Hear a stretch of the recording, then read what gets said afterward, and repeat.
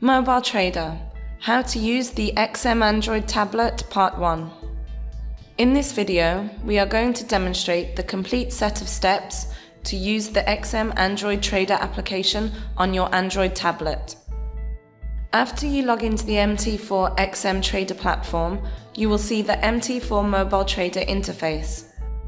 This interface contains several window tabs such as Accounts, Quotes, Trade, History, Journal, and Chart. Under the first tab, Quotes, you can see the list of active currencies. The left side column represents the bid price, while the column on the right represents the ask price. By clicking any instrument name once, for example AUD USD, the chart window automatically displays that particular instrument. There are several options for each instrument. You can access these options by pressing and holding down a specific instrument, for example, Euro USD, which will make the action panel pop up.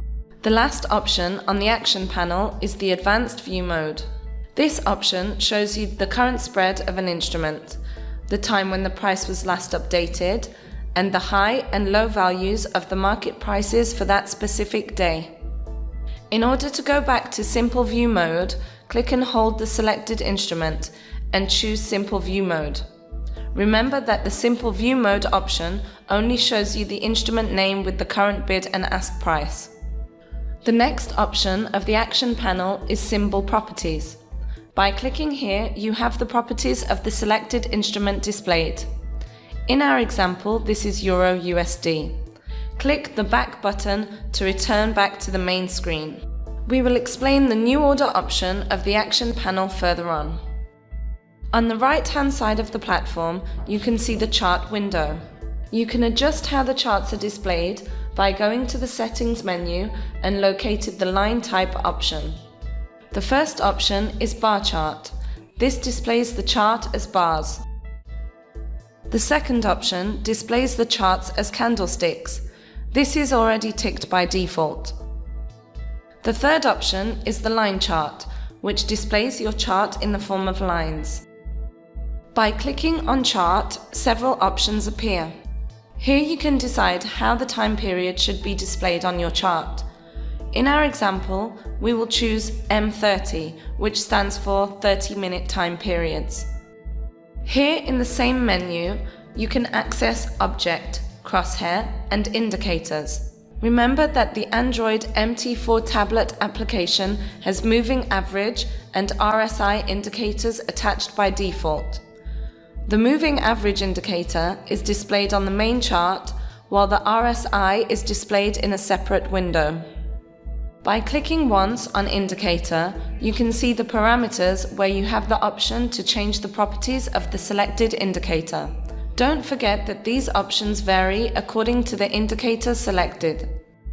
For example, in the Styles section, which is common for every indicator, you can change the color and the width of the selected indicator line.